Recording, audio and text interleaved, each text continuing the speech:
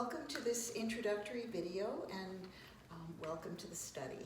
We're grateful that you have signed up and are planning to join in a series of interventions that you'll receive by video, and we'll cover a few things here in the beginning so that you have a little plan to adjust to the variety of videos that you will receive. There are a number of different teachers, some from different orientations and different styles of teaching. All of it's fine. We've looked at all of them and chosen them specifically for you for this study, and want to suggest a few things that may help you to adjust to the seated position. The first thing I want to mention is that we would like for you to be using a chair that has a bit of back support, and if it's necessary for the condition you have, to make sure that you're able to balance, even if there are movements that go side to side. So think about whether or not you would need to be belted, or if you need a pillow to support you. And also, we recommend using a chair that doesn't have arms on it, but if that's something that you need for better balance, then when we're doing things that are side to side with the arms, then you would just let your arms hang over the armrest, and all of that's fine.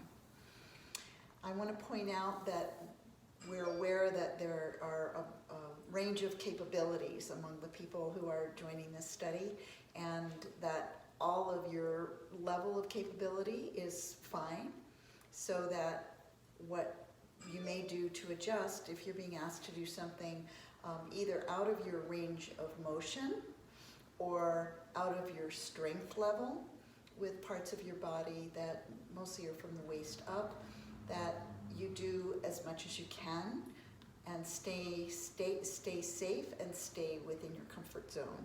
So for example, if there's a movement that looks like this, letting one arm hang down and you're leaning to one side and then you're moving in the other direction, if one of your arms is unable to come up and over your head, then you just go as far as you can or not at all, but keep the rhythm of the movement as you lean side to side and do as much as your range of motion will allow you to do, and it's all good.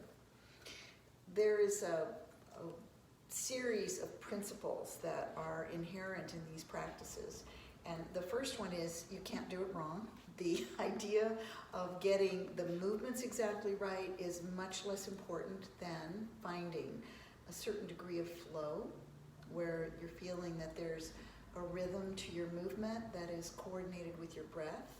Some of the teachers you will have on video will emphasize that more than others, but as much as you can, find where your breathing fits with the movement and flows with it. A second really important thing is that the exact movements that are being taught are much less important than your state of mind and your focus on the breath. So being clear about being present in the moment, being clear about taking the time for yourself to practice these practices is far more important as you clear all things from before you came to the session and things that you might be thinking about after the session.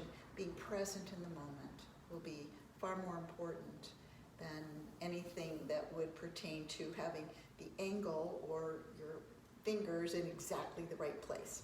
So be easy on yourself. If you discover you've been doing something a little bit differently from what the teacher is doing, let it go, keep going with the flow, going with the movement. There is an importance on the being present in the moment and clearing your mind and being in the flow with the movement and the rhythm. And there is an importance in focusing on the breath, using the breath to be present in the moment.